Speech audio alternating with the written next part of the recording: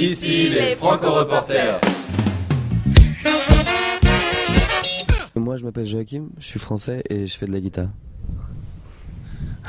Moi je m'appelle Pierre-Adrien, je suis français, je fais du clavier et je chante dans Natas Loves You. Je m'appelle Alain, je suis luxembourgeois espagnol et je chante, je fais des percussions. Salut, moi c'est Virgile, je suis franco-américain et je joue de la basse et je chante. Bonjour, je m'appelle Jonas, je suis finlandais et je joue de la batterie. J'imagine que oui, dans un certain sens, le multiculturalisme participe à différentes inspirations et une certaine ouverture, oui, donc peut-être une force, mais c'est pas quelque chose de forcément revendiqué, je sais pas.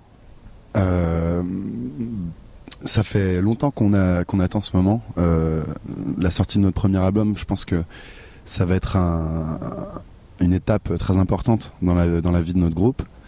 Mais au-delà de ça aussi, cet album représente quelques années de travail quand même, et on y est très attaché et on a hâte de pouvoir le faire écouter à tout le monde et de le défendre sur scène aussi.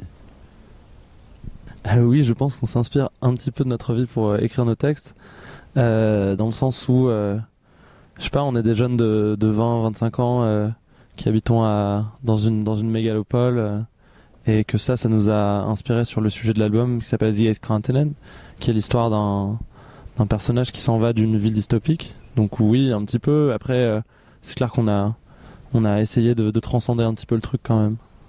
Oui, alors on a participé au chantier des Franco. On a passé 2 fois une semaine à La Rochelle cette année, en novembre et en mars, il me semble. Et c'était très intéressant. Très intéressant, ça a provoqué des remises en question sur plein de plans, autant humains que musicaux, autant artistiques que techniques. Et je pense que ça nous a permis aussi de franchir un certain pas en termes de live, vraiment nous donner cette espèce de boost dont on avait besoin pour pouvoir développer vraiment le concert. Et puis au-delà de ça, on a rencontré des gens géniaux et très intéressants, avec qui on a beaucoup aimé travailler. Donc on porte La Rochelle dans nos cœurs. Voilà. Comme notre batteur Jonas disait, le rituel avant de monter sur scène, c'est un câlin. Voilà. Beaucoup de bromance. Je pense que on espère transporter les gens qui écoutent notre musique en live dans un univers de bienveillance et de sensualité.